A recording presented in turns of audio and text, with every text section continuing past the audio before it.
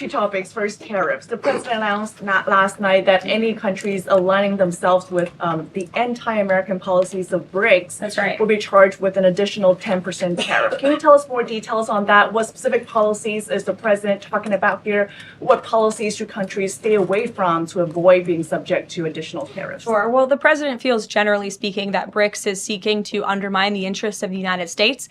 It's the president's utmost responsibility to put the interests of the United States first. That's how he views his job as president. So he's going to ensure that America is fairly treated on the world stage, and he'll take any action necessary to prevent countries from taking advantage of the United States and our people. Raquel. Thank you, Caroline. Raquel, and then I can go to you. So much. And then you, Dr. Harper.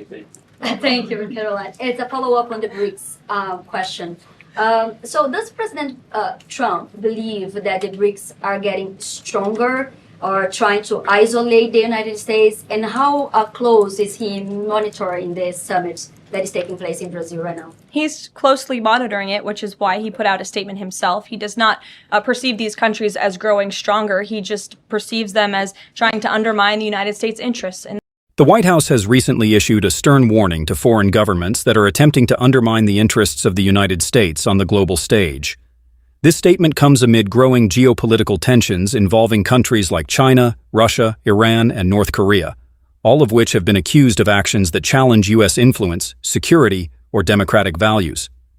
The warning emphasizes that the United States will not tolerate economic coercion, cyberattacks, disinformation campaigns, or any attempts to weaken democratic institutions and alliances.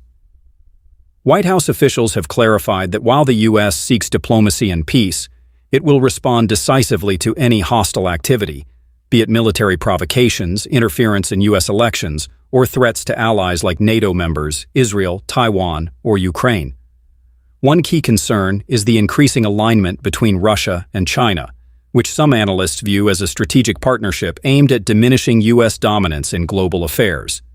In response, the Biden administration is strengthening alliances in Europe and the Indo-Pacific, including enhancing defense ties with countries like Japan, South Korea, Australia, and India.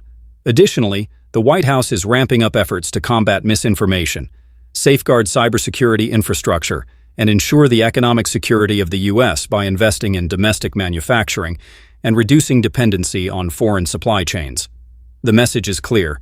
Countries that attempt to destabilize or threaten American interests, whether through traditional warfare, economic pressure, or digital manipulation, will face consequences including diplomatic isolation, economic sanctions, and potential military deterrence.